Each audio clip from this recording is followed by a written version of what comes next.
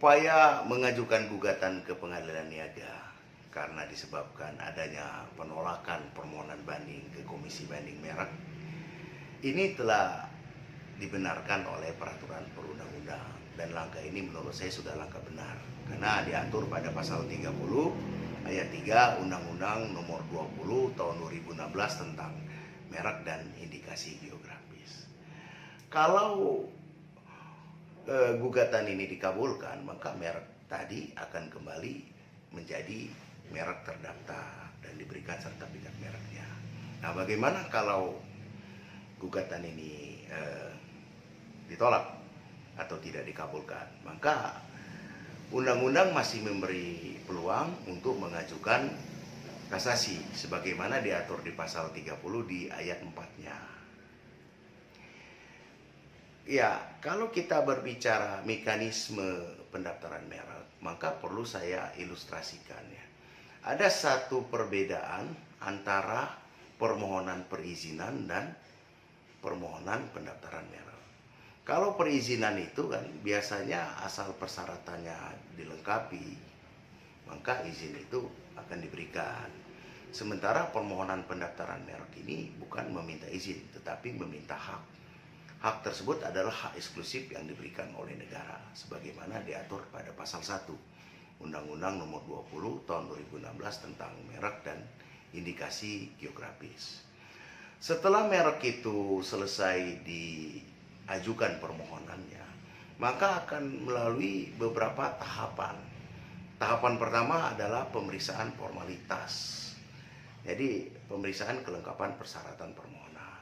Lalu pada tahapan kedua akan dilakukan tahapan pengumuman. Nah, tahapan pengumuman ini berlangsung selama 2 bulan. Sifatnya adalah hak publik. Artinya selama masa pengumuman siapapun dapat mengajukan keberatan, tentu dengan memberikan alasan dan bukti hukum yang kuat. Nah, setelah selesai masa pengumuman, maka akan masuk pada tahapan pemeriksaan substantif.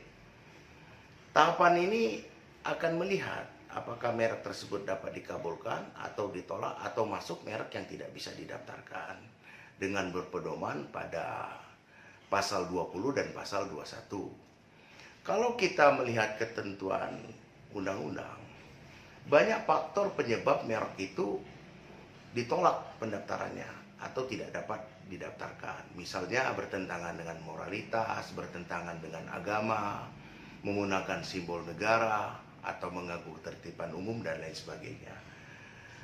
Paling banyak merek itu mendapat usulan penolakan atau ditolak karena memiliki persamaan pada pokok atau persamaan pada keseluruhan dengan merek yang lebih dulu didaftarkan. Nah, biasanya kalau ditemukan hal seperti ini, maka pemohon atau kuasanya akan mendapat surat usulan penolakan. Nah, usulan penolakan ini diberikan satu kesempatan bagi pemohon untuk mengajukan tanggapan keberatan atas penolakan tadi atau hearing. Nah, apabila hearing kita masih tetap ditolak, maka pemohon atau kuasanya dapat mengajukan ke Komisi Banding Merek. Kalau hasil dari Komisi Banding Merek mengabulkan hearing kita, mengabulkan banding kita, maka merek tadi kembali diproses untuk didaftarkan. Tapi sebaliknya, apabila Komisi Banding Merek tadi menolak permohonan kita, nah disinilah upaya mengajukan gugatan atas penolakan tadi ke ke pengadilan niaga seperti yang sedang ramai saat ini. Sebenarnya sederhananya begini ya, prinsip pendaftaran merek itu adalah first to file. Artinya siapa yang dulu memohonkan, dialah pemiliknya. Karena prinsip merek itu diperoleh haknya karena terdaftar ya, sebagaimana diatur pada pasal 3. Ya, mudah-mudahan gugatan dia diterima, maka merek itu dapat diterbitkan. Kalaupun tidak, ya harus mengajukan merek baru ya, yang tidak memiliki persamaan baik pokoknya maupun keseluruhan dengan merek terdaftar.